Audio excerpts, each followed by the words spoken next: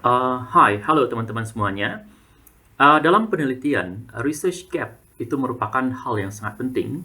Jadi research gap itu menjadi perihal yang sangat penting dalam research, yaitu melihat bagaimana kekurangan atau limitation dari penelitian sebelumnya atau apa yang kurang dari penelitian selanjutnya, sehingga bisa kita lanjutkan kepada penelitian kita yang terbaru saat ini. Dan ada banyak cara menemukan research gap untuk penelitian, sehingga penelitian kita bisa dianggap sebagai penelitian yang novelty, yang baru. Salah satu cara yang bisa dilakukan adalah dengan melihat tren publikasi sebelumnya, melihat research trend dari publikasi sebelumnya yang bisa di-track melalui database publikasi yang terkenal di dunia. Ada dua database yang bereputasi, yang bagus untuk kita jadikan, untuk kita lihat track record publikasi, yaitu database Scopus dan database Web of Science. Kita bisa melihat bagaimana tren publikasi di 10 tahun yang lalu, atau 15 tahun yang lalu, atau 5 tahun yang lalu, sehingga kita bisa mengenerate data tersebut dan kita report menjadi satu research gap. Sebagai contoh misalnya, kita mengatakan bahwa riset ini sangat populer dan trennya itu terus berkembang dari tahun ke tahun. Maka itu perlu ada bukti bahwa ada record sebelumnya yang menyatakan demikian. Nah, record ini bisa kita generate, bisa kita ambil dari database Scopus atau Web of Science, ataupun kita bisa menemukan gaps melalui keyword, kata kunci yang digunakan oleh ratusan artikel sebelumnya. Kita bisa melihat kata kunci apa yang paling minim, yang paling sedikit digunakan, berarti itu menjadi satu rasional bagi kita untuk membuat menyatakan gaps, dan bisa kita nyatakan sebagai gap bahwa keyword tersebut, penelitian tersebut yang berhubungan dengan keyword tersebut masih sangat jarang digunakan. Nah, ini bisa dilihat dari track record di database Scopus atau Web of Science dari publikasi-publikasi sebelumnya. Sangat mudah sebenarnya cara ini. Kita tinggal masuk ke database Scopus atau Web of Science, tinggal kita generate datanya, kemudian tinggal kita download, kemudian kita analisis secara manual menggunakan Microsoft Excel, dan bisa kita itu klaim sebagai gaps. Misalnya gaps negara, penulis dari negara ini masih sangat jarang menulis tentang ini. Nah, kita perlu ada bukti yang menyatakan bahwa betul nggak, misalnya Indonesia masih jarang meneliti tentang itu. Maka kita bisa mengenerate data dari country, dari Scopus, kemudian kita bisa melihat penulis dari negara ini masih kurang tidak untuk topik-topik seperti ini. Nah, caranya adalah dengan mengakses, mengenerate data dari database Scopus. Database Scopus itu tidak bisa diakses secara free, tapi harus diakses melalui library. Beberapa library di Indonesia menyediakan layanan akses ke database Scopus dan Web of Science. Kalau kita akses secara free, maka terbatas, tidak bisa kita generate data. Ya, tentu harus masuk ke library, atau ada siapa saja yang sedang kuliah misalnya di luar negeri, itu bisa bantu untuk akses ke web database Scopus.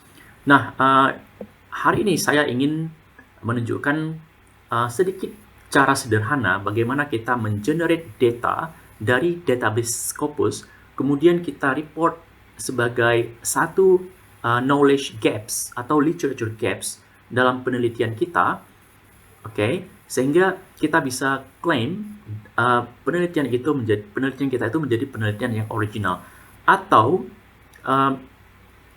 data dari Scopus ini bisa mensupport klaim atau argumen kita tentang misalnya tren publikasi ini sangat meningkat dari tahun ke tahun, mana buktinya.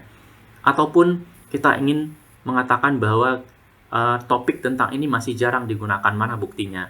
Salah satu yang bisa digunakan adalah dengan mengenerate keywords. melihat tren publikasi sebelumnya dari keyword yang digunakan, atau negara, ataupun kita ingin melihat citasi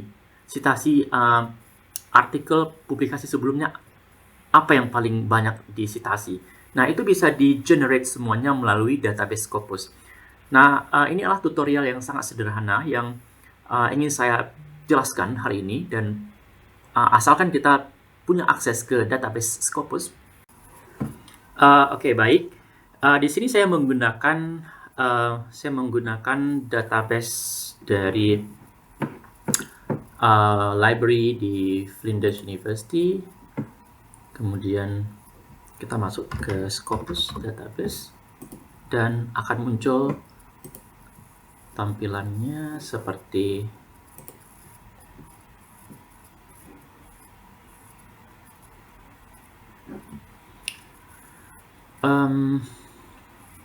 ya, tampilannya akan muncul seperti ini. Kalau misalnya kita akses Scopus yang bukan dari library yang tidak berbayar, itu database Scopusnya tidak komplit seperti ini. Ini di sini ada dokumen, ada authors, ada researchers discovery, dan ada organizations. Kalau misalnya yang free tidak muncul seperti ini. Nah, cara untuk mendapatkan artikel sebelumnya adalah kita harus tahu apa keyword untuk penelitian kita. Paling tidak kita punya 2 atau 3 keywords untuk riset kita. Misalnya keyword untuk contoh ini misalnya inclusive education in higher education. Riset saya tentang penelitian inklusif ya di university atau di pendidikan tinggi. Maka saya bisa menulis di sini adalah inclusive educations. Oke. Jika ada 2 kata seperti ini untuk keyword, maka harus diletakkan tanda kutip seperti ini. Kalau tidak, nanti database Scopus ini akan membaca terpisah inklusif 1, education 1. Maka jika ada 2 kata seperti ini atau 3 kata untuk keywords Anda, maka tulis petik di awal dan di akhir. Oke. Kemudian nah ini bisa dipilih di sini apa yang kita search. Jadi kita ingin search yang normal digunakan adalah kita search artikel title, abstract, keyword yang menyebutkan kata-kata inclusive education. Oke. Jika ada sinonim tentang inclusive education, kita bisa menulis dengan kata or. Kemudian apa sinonim dari inclusive education kira-kira? Keyword apa lagi? Oh, mungkin special education. Inclusive educations or special educations or special need gitu. Kemudian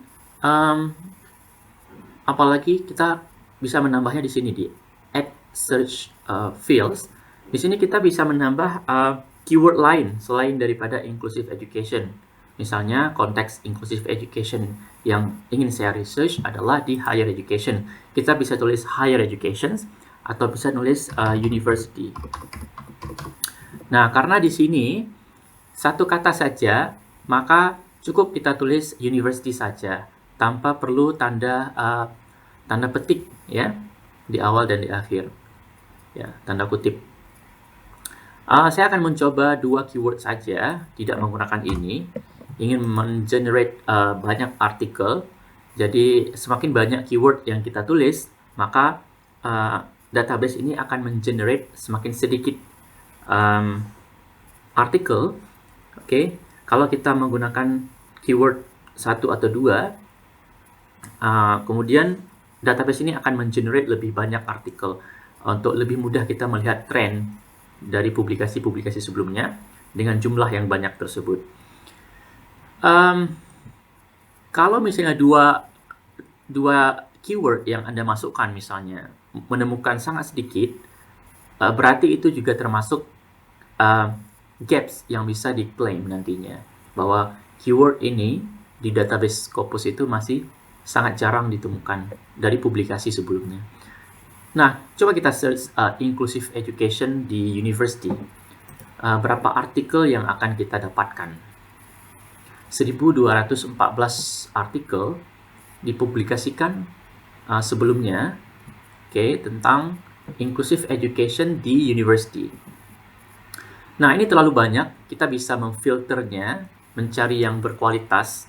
Nah, kualitas di sini dimaksud dari kualitas di sini adalah tahun publikasi. Makanya tahun publikasi untuk jurnal artikel ketika kita mensitasi, menjadikan reference, itu sangat direkomendasikan adalah yang terbaru. Paling tidak 10 tahun terakhir. Lebih bagus lagi 5 tahun terakhir. Lebih bagus lagi 2 tahun terakhir atau tahun ini jika ada publikasi. Itu sangat bagus untuk dikutip. Oke, karena dianggap up to date. Kita akan mengambil, karena sekarang tahun 2024, kita mengambil dari tahun 2014. Oke. Coba kita search dari tahun 2014 sampai tahun 2023, 2024.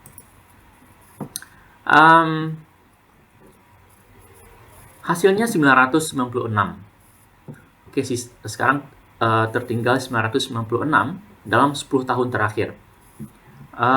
Kemudian kita bisa memfilter lagi artikel. Artinya kita hanya mengambil, mereview di sini, melihat tren artikel jurnal saja. Kita tidak melihat conference paper, book chapter review, atau book yang menulis tentang inclusive education in higher education. Nah, ini bisa kita lihat di sini bahwa artikel itu memiliki kekuatan yang lebih tinggi dibandingkan dengan conference paper, book review, atau book. Kalau buku, dia biasa ide-ide yang general, di sana ada teori, konsep yang bukan up to date, tapi bisa dipergunakan terus-menerus gitu. Itu biasa buku. Berbeda dengan artikel jurnal, itu seperti majalah. Artikel jurnal itu adalah majalah ilmiah yang terus up to date informasi-informasi riset terbaru. Maka sangat disarankan untuk mengutip tahun terbaru dari publikasi. Conference paper, proceeding, book chapter, review. Biasa 70% atau lebih tinggi persentasenya dalam kutipan, reference, dalam research itu menggunakan jurnal artikel. Kemudian bisa kita limitkan, kita lihat sekarang berapa sisanya, 791. Apalagi yang biasa kita filter di sini, apalagi yang biasa kita masukkan, biasa English. Biasa dilimitkan ke English saja. Kalau misalnya banyak sedikit ditemukan, ya silahkan saja mereview yang Spanish, Russian, Portugis, atau Korean, atau bahasa-bahasa lainnya. Oke? Tapi biasa digunakan adalah yang English. Oke, kenapa? Karena English ini banyak dibaca dan banyak dijadikan rujukan, oleh semua penulis-penulis dibandingkan dengan bahasa lain. Hanya orang-orang tertentu yang menguasai bahasa tersebut. Kita limitkan, kemudian sisanya tinggal 577. Nah, kalau mau kita analisis di sini sudah bisa kita analisis 577 artikel yang dipublikasikan pada jurnal dalam 10 tahun terakhir, dari tahun 2014 sampai tahun 2024, atau kalau ingin 2013 juga bisa sampai dengan 2024. Kemudian tinggal di analyze. Ya, di sini ada menu analyze results. Dan menu ini cuma ada di Scopus yang aksesnya melalui library, tidak pada Scopus yang gratis, free. Nah, setelah kita analisis, ini yang muncul di sini adalah dokumen by year. Ini sangat cocok jika kita klaim di riset kita bahwa riset ini sedang populer, sedang banyak diteliti di seluruh dunia, seluruh negara, sedang sangat populer dan terus meningkat dari tahun ke tahun. Nah, ini adalah salah satu evidence yang bisa kita masukkan dalam riset kita. Ketika kita klaim bahwa riset tersebut sedang trend dan populer di berbagai negara. Nah, bisa kita lihat trennya itu terus naik dari tahun 2014 sampai 2023. Dan 2024 juga terus naik. Nah, karena sekarang kita search-nya 2024, masih bulan Mei pertengahan, maka nanti di akhir tahun dia dipastikan akan terus berada di atas sini. Oke. Nah, bagaimana cara kita mengambil data ini dan mendeskripsikannya? Tidak direkomendasikan untuk print screen di sini karena kualitasnya tidak bagus. Bisa dengan mengekspor ke Microsoft Excel, export, kemudian pilih yang CSV, maka akan terdownload ke Microsoft Excel. Kita tinggal ambil yang Excel-nya. Nah, ini bisa diambil Excel-nya, kemudian di analisis secara manual, tinggal insert, kemudian recommended charge, tinggal pilih charge mana yang diinginkan di sini. Misalnya, saya lebih prefer ke yang ini. Oke. Nah, ini bisa langsung di copy pastekan ke Microsoft Word. Atau ingin dimodifikasikan, boleh juga melihat banyak sekali pilihan-pilihan modifikasi di sini. Oke. Kemudian juga bisa untuk menambah judulnya ya, title misalnya yang di bawah ini tahun, years misalnya, tahun, ataupun ini yang di sini ini jumlah publikasi, ini kan jumlah publikasinya. Dan ini bisa ditambah juga di sini, tinggal ambil yang mana, yang ini tinggal ditulis saja di sini. Misalnya di sini number of publications, oke, jumlah publikasi sebelumnya. Nah, seperti ini tinggal di copy pastekan ke Word. Oke, tinggal dideskripsikan bahwa tren publikasi inclusive education di higher education ini meningkat tajam dari tahun ke tahun, terutama dalam 10 tahun terakhir. Coba kita lihat tren lainnya. Tren lainnya adalah tren, ya di bawah ini bisa kita lihat banyak tren di sini. Ada document by author, document per year, affiliations, ada subject area, ada document by type. Nah, kebetulan ini kita ambil hanya artikel, akan muncul artikel saja di sini. Funding di sini, ada country. Country ini sering digunakan juga. Oke, countries of authorship. Afiliasi juga banyak di sini. Kita bisa lihat artikel yang dari 577 artikel ini yang paling banyak ditulis adalah oleh penulis dari Universitas de Sevilla di Spanyol, kemudian Monash University di Australia, nah, Granada lagi di Granada di Spanyol. Kemudian ini ada subject ya. Subject area, artinya ini diteliti oleh bidang apa ya, banyak di bidang social science. Kalau Anda ingin membuat research bidang Anda itu ingin fokus ke bidang yang bukan social science, itu bisa menjadi satu research gap juga. Misalnya research Anda itu di bidang medicine atau engineering atau art and humanities atau psychology, itu bisa menjadi klaim bahwa publikasi dalam 10 tahun terakhir risetnya itu masih kurang di bidang-bidang ini. Masih besar sekali di bidang social science. Oke, tinggal di generate, oke, dan di reportkan. Atau ingin mengambil yang paling populer, yang paling sering adalah negara. Nah, inilah negara-negara authorship. Penulis-penulis dari negara ini banyak menulis tentang inclusive education di university, di higher education. Indonesia juga berada di sini, ada 20 dokumen dari Indonesia, artinya research tentang inclusive education di higher education ini bukan hal baru di Indonesia, sudah banyak diteliti. Maka perlu mencari hal-hal yang unik lainnya, yang spesifik. Oke. Kita lihat di sini misalnya tentang ada Spain yang paling atas ya, kemudian ada Australia, US, UK. Kebanyakan di sini adalah negara-negara maju, developed countries. For your information, negara ini adalah bukan negara di mana risetnya dilakukan, tapi negara daripada authorship-nya. Oke, kalau ingin mengetahui di mana riset itu dilakukan, maka perlu secara manual kita masuk ke mereview artikel tersebut, kemudian kita masuk ke metodologi, maka akan dijelaskan di mana riset itu dilakukan secara manual. Misalnya kita sudah mengumpulkan 20 atau 30 artikel, tinggal kita melihat secara cepat di mana dia negara tersebut riset tersebut dilakukan. Nah, ini adalah authorship. Ya, authorship afiliasi daripada si penulis ini. Ya, oke. Tinggal kita ekspor di sini ke Excel. Nah, hasilnya sama juga seperti ini. Bisa kita lihat negara-negara di sini. Kalau misalnya Anda dari Zimbabwe, penelitiannya masih satu di sini.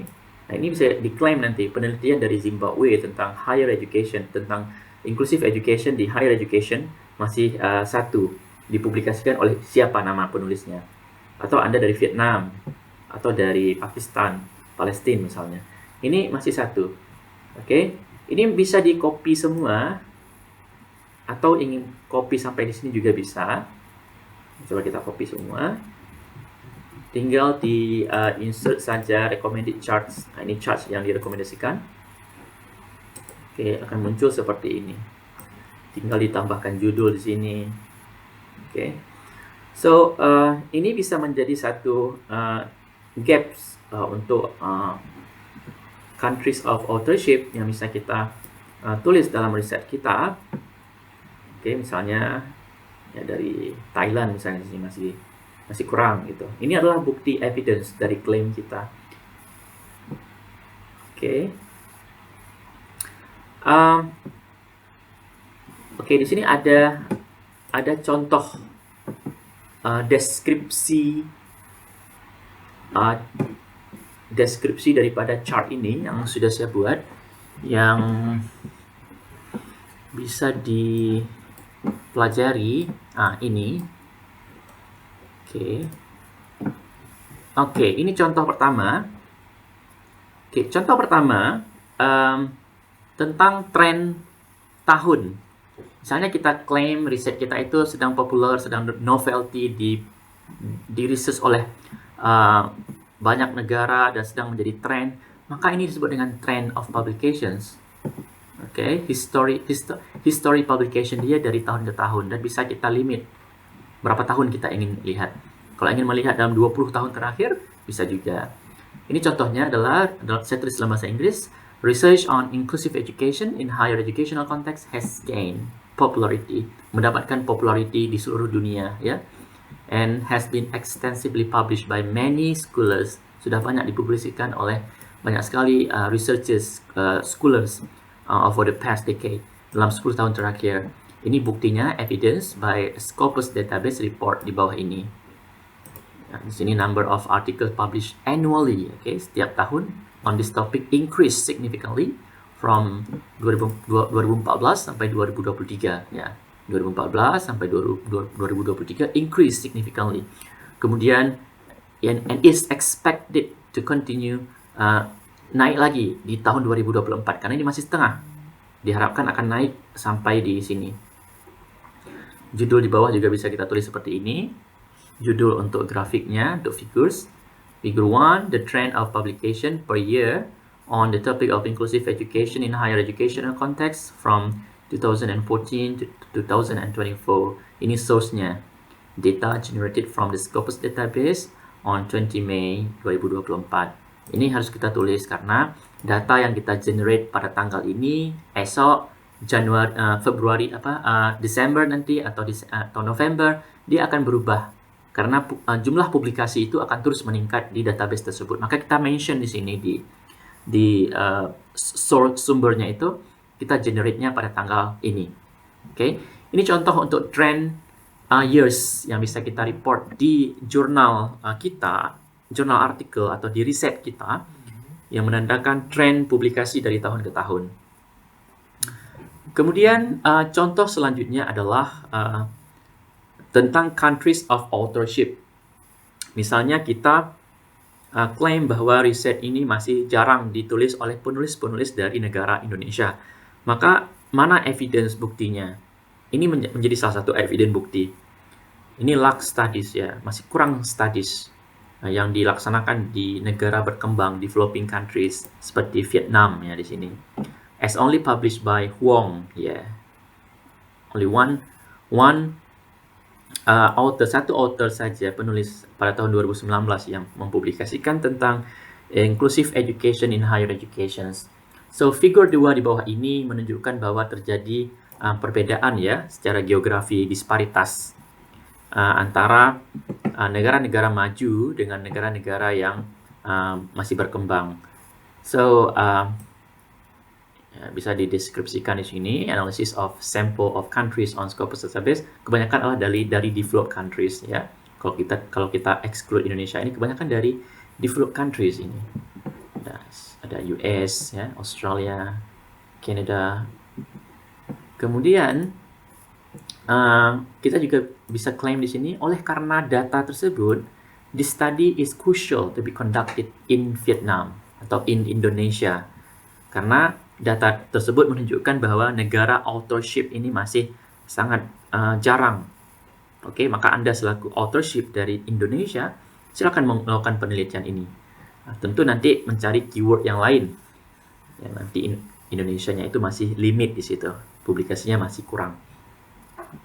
Ini contohnya, this study is crucial to be conducted in Vietnam higher educational context to support the equitable access to quality higher education. Juga kita buat judul chart di bawah, figur 2 misalnya itu, countries of authorship on the topic of inclusive education in higher educational context, published dari tahun 2014 sampai 2024. Data generated from the Scopus database on 20 May 2024. Oke, ini contohnya. Nanti bisa dimodifikasi dan bisa diinterpretasikan, dielaborasikan sesuai dengan interpretasi masing-masing. Yang tak kalah pentingnya adalah keyword. Keyword juga sangat penting karena dari keyword publikasi sebelumnya kita bisa menemukan apakah keyword yang kita gunakan sekarang itu, riset yang kita gunakan sekarang itu masih novel masih relevan atau tidak. Apa sudah outdated, sudah banyak publikasi-publikasi sebelumnya. Oke. Ini adalah list of keyword used in research article published in inclusive education dalam 10 tahun terakhir. Oke. Kalau kita melihat di database tadi ini, keywordnya ini, keyword ada di sini. Di sini, ini dia keywordnya. Di sini kita bisa lihat yang paling banyak adalah inclusive education. Tentu, karena ini yang kita search tadi, inclusive education dengan university ya, higher education juga banyak. Disability banyak, student with disability, special education, female, male, berarti banyak menjelaskan tentang gender. Ya, gender banyak di research tentang topik ini, teacher education. Coba kita lihat yang keyword yang masih sedikit jarang digunakan, misalnya tentang assessment. Nah, ini potensial untuk dilakukan riset, assessments untuk inclusive education in higher education. Atau tentang curriculum design misalnya.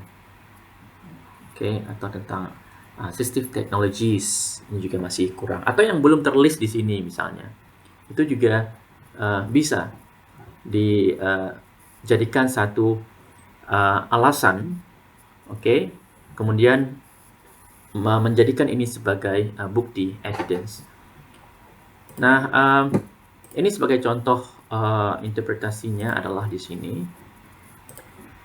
Misalnya, an analysis of keyword, analisis daripada keyword yang dipublikasikan dari berapa tadi? Yang dipublikasikan oleh 577 dokumen dalam 10 tahun terakhir menunjukkan bahwa banyak sekali keyword menggunakan kata-kata accessibility, disability, ya, higher education. Ini menunjukkan bahwa riset-riset ini sudah banyak dilakukan.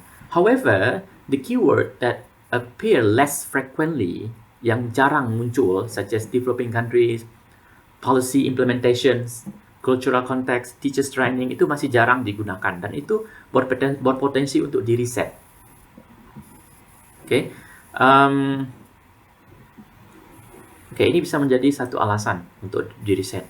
Karena dari record beberapa ratus publikasi sebelumnya masih sangat sedikit menggunakan kata keyword itu. Keyword itu kan representasi daripada keseluruhan artikel, ya, fokus daripada artikel, fokus daripada riset.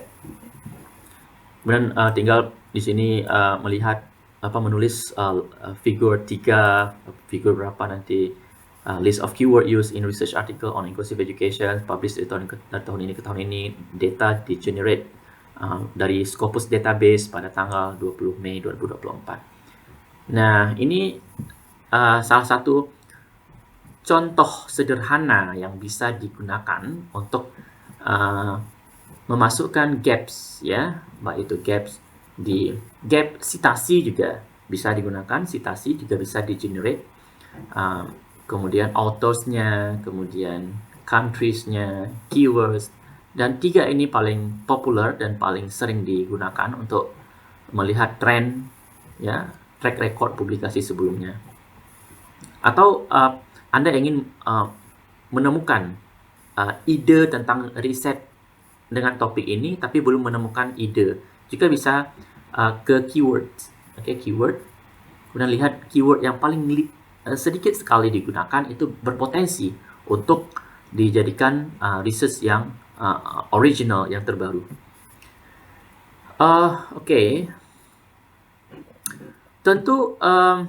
Tentu ini bukan satu-satunya cara untuk menemukan gap dalam research. Tentu perlu adanya review secara manual ke setiap artikel-artikel publikasi sebelumnya, kemudian melihat apa saja kekurangan daripada publikasi sebelumnya.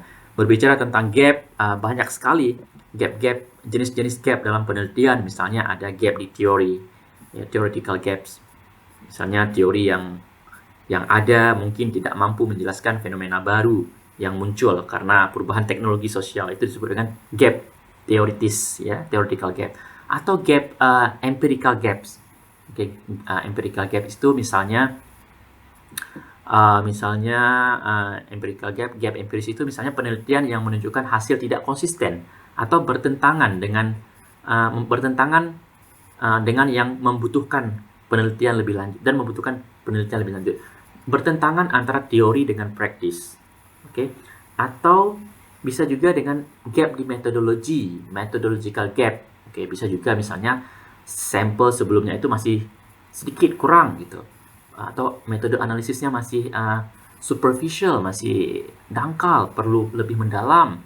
Atau kurang penelitian dari riset-riset sebelumnya semua kualitatif. Perlu kuantitatif misalnya untuk mengenerate, untuk menghasilkan data yang lebih objektif misalnya. Atau ingin mengetes sebuah teori, maka perlu adanya penelitian kuantitatif. Atau gap di populasi, ya, population gaps, atau gap di konteksnya, atau gap konsep. Banyak sekali jenis-jenis gap, atau practicalnya, atau policy gaps. Nah, itu bisa jadikan alasan kenapa riset kita itu novelty, original, terbaru, bukan mengulang yang sudah ada, kemudian cuma mengganti settingnya di mana gitu. Karena kalau Anda bilang penelitian ini belum ada di sini, sudah ada di negara-negara lain, di tempat-tempat lain, cuma nama tempatnya aja berbeda gitu. Penelitian sejenis sudah ada di tempat-tempat lain gitu. Maka originality itu sangat penting.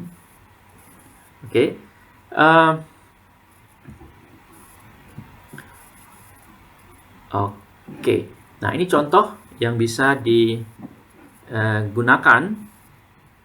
untuk penelitian Anda dalam mengenerate gap penelitian. Di video selanjutnya nanti kita akan menjelaskan data dari Web of Science yang lebih detail, yang lebih rich, komprehensif, karena di sana ada juga SDG, artikel-artikel yang ini relate dengan SDG berapa, ya, Sustainable Development Goal. Kalau research Anda tentang Sustainable Development Goal itu sangat bagus sekali mengenerate data dari Web of Science. Web of Science ini juga tidak bisa diakses secara free, perlu ke library yang berlangganan dengan database tersebut. Nah, gaps juga bisa di-generate dari Web of Science. Oke, well, terima kasih untuk kuliah singkat ini. Semoga bisa mempraktekkan, dan tentu sekali lagi ini bukan satu-satunya, tapi ini cara yang paling sederhana yang bisa Anda terapkan untuk mensupport evidence, mensupport klaim atau argumen Anda nantinya ketika mengklaim ini, mana datanya. Nah, data dari publikasi track record sebelumnya itu bisa menjadi satu evidence. Oke, sekian. Terima kasih dan sampai jumpa di video selanjutnya.